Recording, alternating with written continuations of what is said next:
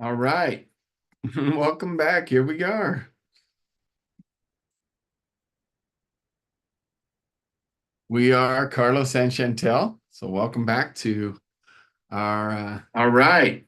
Oh, welcome back. Here we are. Second. Forgot we have to turn that off. Okay. Let's try this again. Take two. It's been a while. Yeah, we are Carlos and Chantel. We have been traveling a lot, so we haven't been here, but it's good to be back and back in our studio, back at the ranch, and here to do our nightcap. It's Monday. We've still been working and hustling, but it's good to be back, and we're just gonna process. That's what we do. Yeah. But tonight, cheers to water. Or do you have electrolytes? Just water right now. Just water. So we're on doing a 3-day fast for health and Recalibration. there you go. Yep. Yeah. For those of you who never don't know who we are Carlos and Chantel, and we love making marriage fun and epic and exciting. My background is in consulting and business development. I've done it for many, many years. So I have strategies and systems in my background and work with multi-million-dollar companies. My beautiful bride, Chantel, had, before we ever met, had 11 years plus experience working with people through their trauma and triggers. She worked in a shelter for abused and neglected children in California. Now, 25 plus years, when you add our 14 years together, you combine us, and we have a lot of experience in helping people get over their Shit. beep. Right? It gets all piled up, and we help people, get a big shovel. So hopefully tonight we're just going to process some of our stuff. It's one of our busiest days. We both do mentorship, connecting with some of the most incredible people on the planet, really, because they're working on themselves and working hard and developing themselves and relationship skills. So Yeah. it's been a busy day. And then we always finish our day too, as well, with a men's group call and a women's group call. So we come on here, we process, we talk about it. So you get to see it live and in person with us. Yeah. So how was your day? Hey. It's hard to remember where it started. After the workout. Oh, yeah, we got a workout today. That's right. I guess yours would have started before Yeah, the workout. couple calls. No, I mean, first of all, it's good being back. Right, we've been traveling a lot. Just got back from your birthday trip. That was cool. But yeah, it is really cool to be home. With the animals and back at the ranch, right? So, but my day, yes, my day. I'm trying to process. Sorry, trying to think about my day because there was so much going on, and that's where I have to catch up because we just got off another call too. So it's like, all right, where are we? Where are we?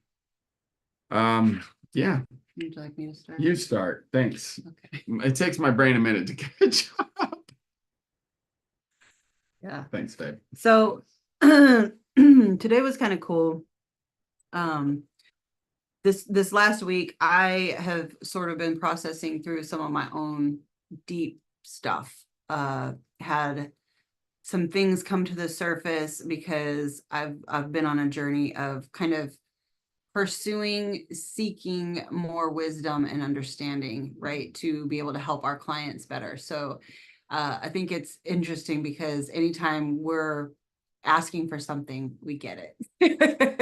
Right, we get the opportunity to experience it first, experience what it takes to get there, right? Like it's a process. We don't just we're not just like, oh, here's this beautiful gift of wisdom and understanding. No, we have to go through the shit that that actually brings it to the surface, that brings it to our awareness. And so that's kind of what my week has been like. And so it was interesting going through the week that I went through, and then this morning we have our workout.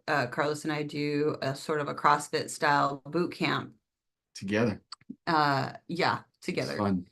And so I like to liken our workouts sometimes, the things that we do to life experience and what that looks like, right? So I'm constantly pushing our clients to do hard things to get to the next level, right? That we can create the life that we want. We create it, and it's not always easy. Like, we don't create what we want by taking the easy road. We create what we want by pressing into the hard things. And so recognizing the week that I just came out of and going into the workout.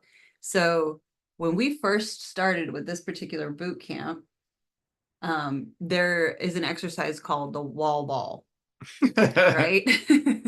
And the wall ball is a big round ball, for those of you who don't know, it's weighted. No. It's got a leather exterior and it's weighted, and there's all different kinds of weights. There's, everything down from like 5-pound weight to, I think our max is 30. 30, yeah. Right. 30. So recognizing the growth of where we come from. When we first started at this boot camp, I think I started with a 12-pound ball, because I'm a pretty strong girl, right? Always been pretty strong. So I started with a 12-pound ball for the first couple of months. Then I think for about 6 months, I did the 14-pound ball. And, these exercises that she does, she writes them up, and, typically there'll be like several different exercises, maybe 10 reps per exercise, but then like 4 rounds per per stuff. So, as we're pushing ourselves to the next level, I'm pushing my ability, growing my strength, in the weights. I really have been working hard on that. And so 2 months ago, I think it's about 2 months ago, I moved from the 14-pound ball to the 20-pound ball. And so, I've been really conscious about, like, pushing myself with the weights. And then today we show up after the week that I've just had, and what is on the board? Well, she's got a workout that is not just for like rounds of it. It's 1 round for time, but they're extremely high reps. And the first thing on there is 50 wall balls. And I about dropped my jaw. I was like, okay. So that's stretching me, right? So I know that I can do.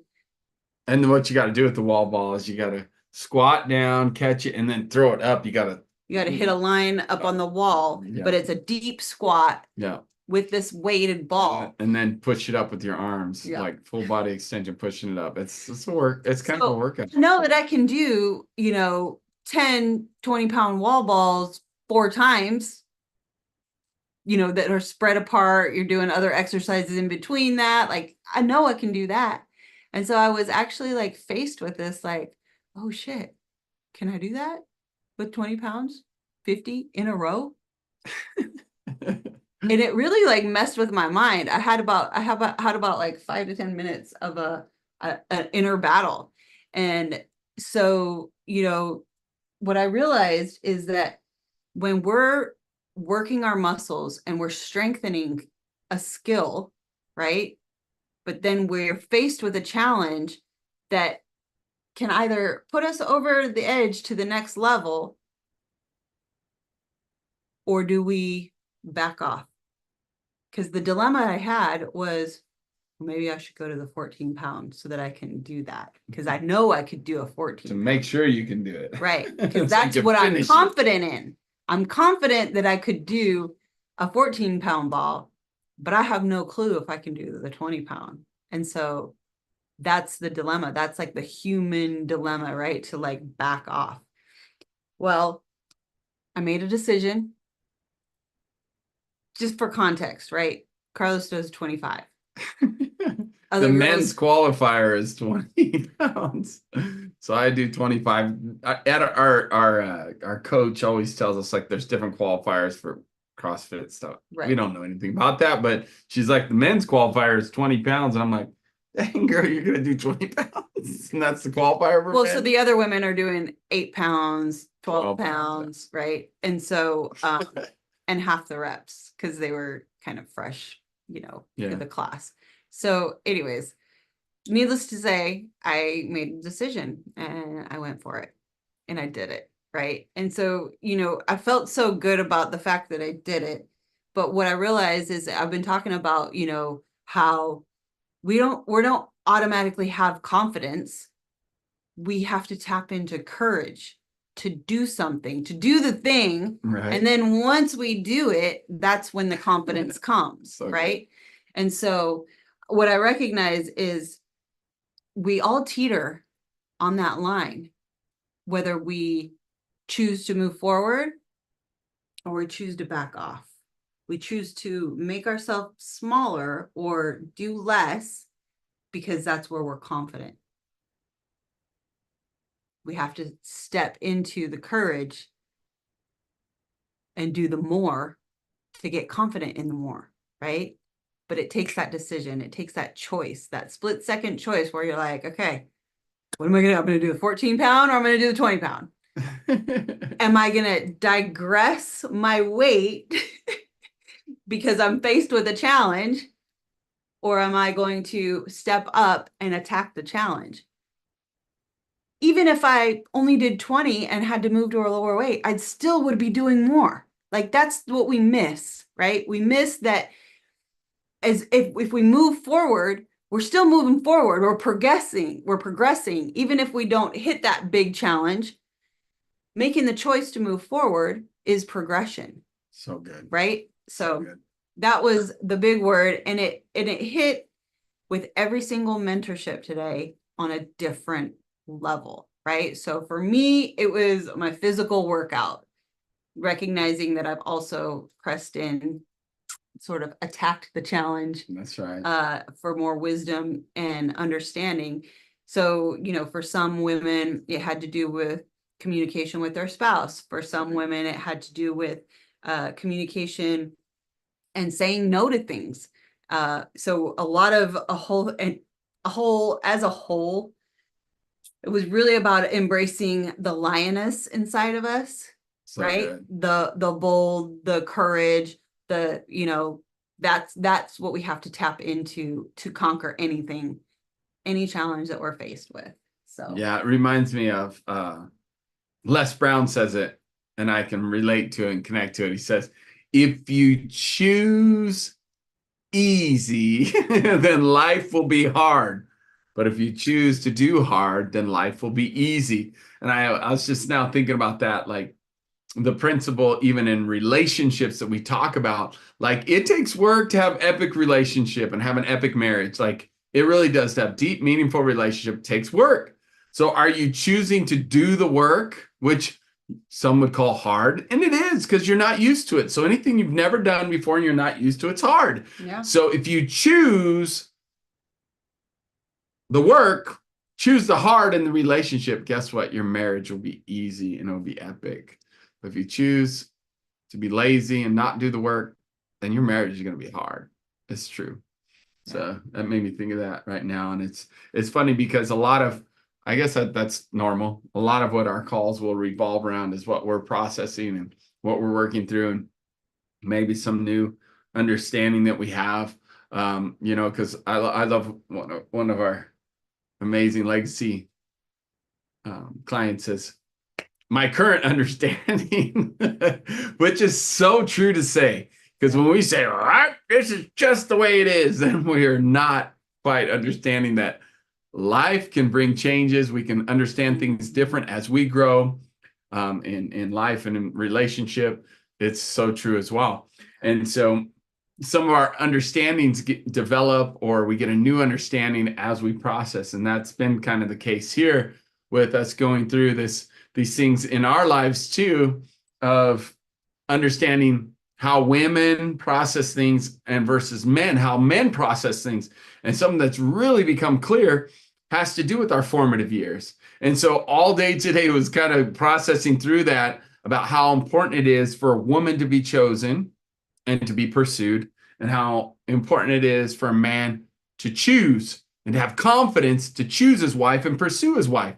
Well, if you think about that in relationship all the way around, kind of came to a head and my last mentorship call with we're working with a couple that is engaged and their wedding's coming up soon. And it's such a privilege and honor to get to work with so many couples as they're engaged and helping them to get engaged, but then helping them as they're preparing for their marriage. And that was the big thing, is like understanding all the different nuances of life and what men go through and women go through. And what we're discovering is that women, now let's talk about formative years, like 0 to 10 years old, right? That women, when they're in those formative years, if their dad for some reason didn't choose them, or they didn't choose mama, then essentially when you don't choose mama, the offspring or daughter doesn't feel chosen. Okay, so maybe there was an affair, maybe there was something that happened where he left or something like that during those formative years, and potentially women may not even remember it, or something that happened, or maybe the memory will come up. And so it's been fascinating to process with so many people and recognize the truth of this, that when a woman was in her formative years, if she wasn't chosen by her father, or mom was cheated on, or something happened where her mom wasn't chosen by her father, or let's just go there. We live in such a world of just absent fathers, right? Where the fathers just aren't there. And what we're discovering is then that gives women an insecurity or fear that they will not be chosen, or that their husband or their relationship, their man, in any way it may be, dating or whatever, isn't going to choose them. So they'll just avoid that subconsciously, or they'll do things to sabotage that relationship because they don't believe they're going to be chosen. Yeah, it's a core belief. Yeah, it creates a core belief. It creates their story. And then what's interesting is we process with clients, they'll tell us the story of later years, teenage and 20s, 30s, even sometimes. And we're like, let's keep going back. And they're like, well, no, it was fine in my formative years. But really, that's where the story got created. It's so fascinating. Now let's talk about men. And this came up even in the mentorship, because like myself, I was raised by my mom. I didn't actually meet my so let's backstory, but it doesn't matter. I didn't meet my biological father though till I was about 8, somewhere in there, 8 or 9. And so my mom pretty much raised me on most of the time. And what we're recognizing is that men who have a father absent, or daddy issues, right? That's the common thing, daddy issues. So when men have daddy issues, guess what gets lowered? Their confidence. It's super interesting. And so what we're discovering is like, so then when the mother raises the son, right? Great intentions, great love, great affection, potentially. However, there's not that like warrior or man type influence that creates the confidence in the man. So then we're caught with a catch-22. We've got these grown men that don't have the confidence to pursue a woman and choose her. And then we have women who weren't chosen by their fathers, so they have an insecurity about being chosen. So it's literally a catch-22. So it's a vicious cycle. It is. That we're seeing across the board. So who breaks the cycle? So then let's talk about even the intimacy life. I was told that algorithms don't work so good when we say the S word, like intimacy, connection between a husband and wife. Somebody said that. So I'm learning these things. Anyways, so intimacy, like intercourse. Yeah, there we go. Maybe that word is okay. So intimacy with your spouse, like the man then being raised by his mother, potentially not having that example growing up of the father pursuing the mother. So he didn't have that because his father wasn't around. And so he didn't have that example. So then what does he do? He thinks the wife is supposed to pursue him. Now, this is fascinating because we went through this, right? Yeah. How I'm like, well, can't you encourage me, or, can't you just let me know that you want to have sex? Oh, wait, intimacy, sorry. And then I'm like, I'm trying to look for a sign, and she's like, limp noodle, no thank you. I mean, because that's like, it's not very not attractive. Yeah, there we go. It's I'll not let her attractive. say it. Yeah, it's just not. Insecurity is not attractive. So how do we know when a man's confident? Or how do we help create confidence in a man? And how do we're catch-22. If the woman just wants to be chosen, the man's like, well, I'm not confident enough to choose you. How do I get you to make me choose you or make me pursue you? Yeah. It's really fascinating, right? Yeah. So then it is true. It's not one or the other. It's and. It's both. Okay. It is. And it's our journey. All we can do is share what's worked for us. Yeah. And then we've seen it work for so many others. But it's really fascinating. The more we refine what we do and why it works, the better we're able to explain it. So that's what's been fun. And working with clients are like, okay, well, what's the secret sauce then? Well, man, you just got to do it. You may not be comfortable, so you got to start pursuing that woman and go after it. And sometimes you do need the motivation, the inspiration of someone like myself to help you get there and do it, right? It's real. Like that's what motivation, inspiration is all about. Mentorship, connection, encouragement, helping you have confidence where you don't have confidence. Yeah. It's really what makes a big difference. And so now on a woman's part, what would you say for women that are like having challenges, feeling like, well, I'm not going to be chosen, I'm not worthy, I'm not valuable? Well, again, going back to insecurity is not attractive, whether you're a man or a woman, right? I mean, that's just real. So, to get out of that, it goes back to even, what I was talking about in the beginning. We may not be confident, but we all have courage within us to do something different, right? Create a new story, create a new behavior, a new language, try something out of your comfort zone, or, you know what I mean? So. Yeah, we often talk about this with people. It's like you reap what you sow. So are you willing to sow? Like for women, we say, hey, you've got to be willing to be chosen and willing to be pursued, right? Because women can put up walls like, don't talk to me, don't touch me, don't look at me. And what's interesting is that not only then is in a dating relationship where then no man wants to pursue you and you think, well, what's wrong with me? Well, you're putting out those vibes. How can you deflect those vibes, or how can you change that? Are you willing to reach out to a man? Well, he's supposed to reach out to me. Okay. However, like. Then you're at a stalemate. Yeah. And men, same thing. Well, I don't know, that's the right thing to do. Well, that's because you haven't done it. Reach out to her. Connect. Take initiative. Be assertive. And that's what you want to practice, this muscle. You know why? Because this muscle, being assertive and trying to connect with her, pursuing her, is then what you will do in marriage to have a healthy, incredible, intimate marriage. Like that one thing they do, the birds and bees intimate connection. How about that?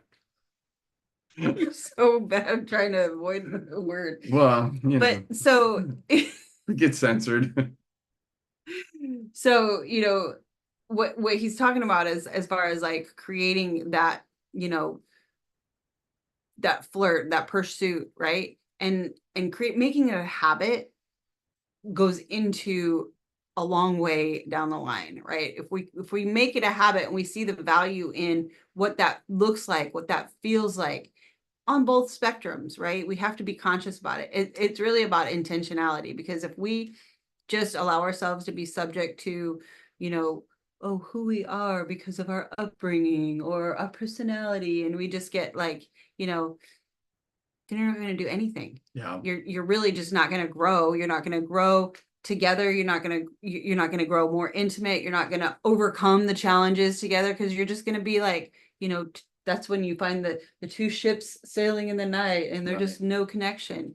Like, we have to be intentional with our connection. We have to pursue relationship. We have to pursue, and conversation brings intimacy, deep conversation. We have to create a space that provides a conversation. We have to, we have to work towards it. And I do believe with all my heart that men are meant to pursue and women are meant to receive that pursuit, meaning be willing to pursue. Well, so there's a way, right? So there's different ways that women can be pursued, right? And sometimes it looks like just how we're walking, how we're talking, how we're that's what I was gonna say. Portraying. It's all rooted in the confidence. Pursuit, it's all rooted in confidence. But even if you're not confident, have the courage to display confidence. That's right. So exactly. That's where it starts. There's a phrase that, you know, some girlfriends and I were having a conversation one time. We were talking about the peacock, right? What does the peacock do? The peacock fans his feathers, and it's this attraction. It's this dance that they do. All birds do it. Animals do it all over the planet, right? So why do we not do it as human beings? We've been so suppressed. And I think there's so much judgment on women and their sexuality and utilizing it. But if we recognize that it's all part of the process, it's part of the what's the word? Courting. Yes. Thank you. It's part of the courting, right? It's the mating dance. It's the courting. It's, amen. You know what I mean? And so it's super attractive. It's very real. It's super attractive. And you don't have to like be super confident. You just have to display confidence. You just have to operate in a way that, you know, so if you're, it's in your walk. It's in your, you know, flirt. And that's what's real too. If you think about it, like a confident woman wouldn't have a problem with reaching out to a man. Right. And connecting with a man, starting a conversation, being willing to compliment a man. Because again, what we need to understand is, what does it look like to pursue and be pursued? It's similar, but it all is rooted in confidence. Because if a woman has confidence and would be willing to say, "Hey, how are you?" I'd be like, "Whoa, wow, check out this woman. She actually has confidence to say hello and smile." Like that is powerful. But same thing with the men, with us men too. So then translated into marriage, it is out giving each other constantly. And that comes from confidence. She's confident as a woman. She's going to be like, not be confident enough to shake her tail at me. And I'm going to be confident to grab it when she shakes it. You know what I'm saying? Like, this is real stuff. And it creates an epic marriage. Is our epic intimacy connection in our marriage is super important. And it continues to grow because we both continue to gain more confidence. Guess what happens when you both have more confidence? You have potential for more conflict. Oh, it's so good. Go there. Why? Because it's a natural process. If we're both rising up in leadership skills, we're both becoming more authoritative, we're both becoming more confident, it is natural and necessary for us to have more conflict. For us to and guess heads. What? It's beneficial. Yeah. Because just like that good old Bible says, iron sharpens iron. It's true. It's the refining. Because we're refining each other. Look, if all my opinions and all the ways that I said things was it, then guess what? We're gonna cap out. And this is what we talked about in the men's call. So I'll let you kind of take over here. But literally there's a lid that you're gonna hit. And the lid happens when you're not willing to refine and you're not willing to grow. You're going to hit a lid and your leadership will cap out. And guess what? Those around you can't grow. So if my wife is accelerating, I want to encourage her to be a better leader and inspire her. And then all of a sudden I rise up and she's going to say, "No, I have a different opinion." I'm going to be like, "Well, no, you can have leadership skills, but you can't have conflict with me. You can't disagree with me." Come on now. You know what I mean? Right? And we've had to work on this. I've had to work on it, right? Because I am a strong leader. There's no doubt I'm a strong man. She created me. She did. And then now all of a sudden I'm inspiring her and like, "Come on, babe, be stronger, leader, and push back." I literally have told her, "I need you to push back here." And she is. And then I'm like, "Oh, wait, well, maybe not." Wait, not that much. You have a really strong opinion. Well, I don't like it that strong. No, we can't pick and choose. It's so good. We embrace it and know that it's super freaking awesome and beneficial. And I love it. Yeah, it was interesting because on one of my calls today, just what you're talking about. Yep. Just what you're talking about. I was encouraging a wife to tap into the bold, beautiful strength that she has and attack the challenge with her husband. Yes. Of complacency or spinning his wheels, getting stuck on analyze, what is it? Analysis paralysis. There you go. So,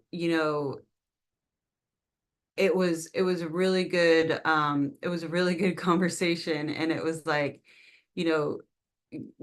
they've come so far in their intimacy and in their communication, and recognizing that there's still levels of where his trust levels aren't fully developed, and so that's what she responds to or doesn't respond to.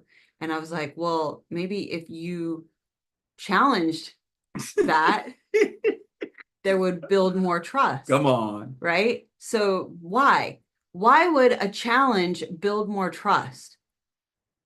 Think about that for a second. If you have a strong man and your wife is just kind of weak sauce or submissive, do you feel like you have a team behind you? Not at all. And another big part of that is when you challenge me, it shows that you believe I can handle it. Ooh. Yeah. That's a big one. Whether it's like workload, whether it's finances. Let me clarify challenge. Yeah. Because challenge does not mean belittle. That's right. Challenge does not mean tell you that you're a weak suck. That's and right. Whatever. It might in a workout. She might challenge me like, come on, step up. But a challenge would be snap out of it. You're better than this. That's right. Let's go. I believe in you. Yeah. Right? That kind of a challenge is empowering because, again, like he said, it makes me feel like you believe in me. Right? Sometimes we need somebody who will prove that they believe, like, because they're not going to let me stay stuck. That's right. That's right. And I think about it to each other. Yeah, in all the times in different seasons. In our workouts, it's really prevalent. Like, I'm not kidding you. I'm not too big of a man to admit. Like, there are times we work out and she just kicks my arse. She kicks it bad. Like, she's got a really good cardio, and I like watching that cardio run in front of me. But the bottom line is like a lot of times when we do a lot of cardio in our workouts, she just whoops me, and I'm always kind of like, dang. And but it challenges me to push harder. But that's good. It's healthy. You can see it when it's in a workout, right? And are you man enough to handle it? That's the other thing, man. Come on. It's okay. I didn't say she whipped me every time. A lot of the times, but not every time. I have my moments, dang it. But the point is it makes me better. Listen, he lifts more weight, rightly so, right? So, again, going back to the team, right? We need to know that we have a team that we can trust. So good. That is strong. That's and right. Powerful, and that is not going to just be squashed behind us, right? So true. So often we feel alone in our journey, in our whatever we're doing. Well, if we feel alone, what is the dynamic in our marriage? What is happening? Like, where is the weak link, if you will? Where is the insecurity? Why is it happening in that way? Why isn't and so it's really, powerful when you can create a space that it's safe to be challenged in. Come on. Right? It's safe to grow. Like if we're the team and our goal is to win, doesn't matter what it is. It could be your finances, it could be your family, it could be your relationships, whatever it is. This unit is a team. That's right. So how are we going to operate? How are we going to go after anything? Are we going to, like feed somebody's insecurities? Like, we're not going to accomplish anything that way. Well, and I see it a lot in our life. Like, there are times where I'm like, I'm not feeling it. I'm down. I don't believe, because that's really what happens, right? We get stuck in fear and unbelief, and it's super cool. Like, because then Chantel's like, come on, we got this. And what I notice where we get both down, oh man, then it's longer, right? Oh, yeah. For us to get going again. But man, when she believes and then when she's down, I'm like, we got this, babe. And I inspire her, show her all the good ways that we're doing things because we face challenges just like you do. I promise. It's what we do with them that matters. And so when I can sit here and say, and inspire and say, let's go though, we got this. And then we both go at it again together. Man, it's game over. We can do anything. We can take on the whole world when we're working together. Yeah. Working as one flesh and one unit. And it is possible and it's fun. We have a blast doing it. So that was our day. Yeah. It was a good day. On that note. Right. We went a little long tonight. We're gonna go to bed early because we're hungry. That's right. With water only fast, we are hungry. And other people in the house are still eating. They're cooking food, and we're like, it smells so good. But hey, discipline has its rewards, right? If you do hard, life will be easy. Yes. And that's in all parts of life. So we're choosing to do a little reset, a little fast, 3-day fast. So thanks for joining us tonight. If you like this content, if you want more of it, you can find us here on YouTube, or you can join us at our school group, skool.com/epic your life. Join us there. We have an epic community of people who are learning and growing and, you know, dedicated to hot, sexy, epic marriage. That's right. And families. Do us a favor too. Would you be willing to like and subscribe on our channel here on YouTube? Because it helps the algorithms so that more people can see this content and more people can have hope in marriage once again. So join us on the mission. We really do want to make marriage great again. I couldn't help it. It's dark. Good night. Good night.